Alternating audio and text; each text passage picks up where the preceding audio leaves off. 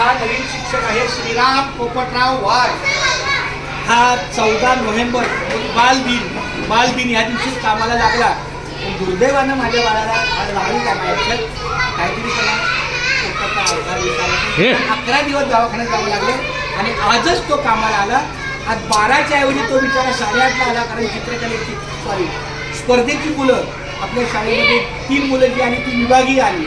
त्या विभागामधून पण शगुन ही मुलगी वॉर्डमध्ये आली. तर खूप चांगलं आहे. 25 मीटर धावणे या मुलांच्या क्रियेला हा मुलगा शिक्षक आलेला आहे.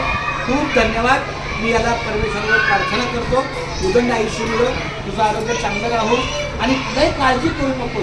फक्त प्रामाणिक राहायचं. हा तुझी काही काळजी असेल ती काळजी. पडो झडो माल वाढो, पडो झडो माल वाढो. याचा अर्थ काही जरी झालं तरी शेवटी मार्ग करत पुढे जायचं असतो. पण आता माझ्या मुलांचं हे सगळं ऐकून कसं वाटतं तुला? अजून दोन वाक्य सांगा. म्हणजे तुम्ही म्हणजे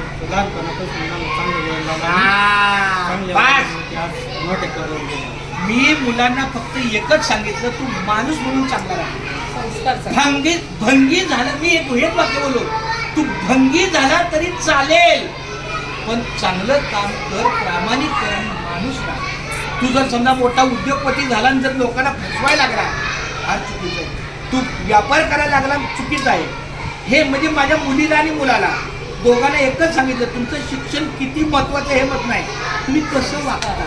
संस्कार तुम्हाला हेच परमेश्वर आहे. आणि माझ्या मुलीला आमच्या म्हणजे आमच्या चौघांना एकच आहे की माझी मुलगी आणि मला रामकृष्ण आणि मिठी आणि मुकाम म्हणतात.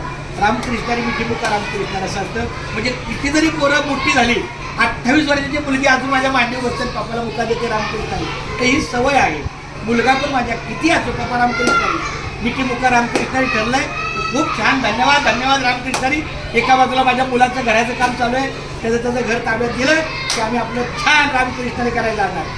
हां चला, कसं वाटलं असं आहे देविका? कसं लागा लताताई? कसं वाटलं?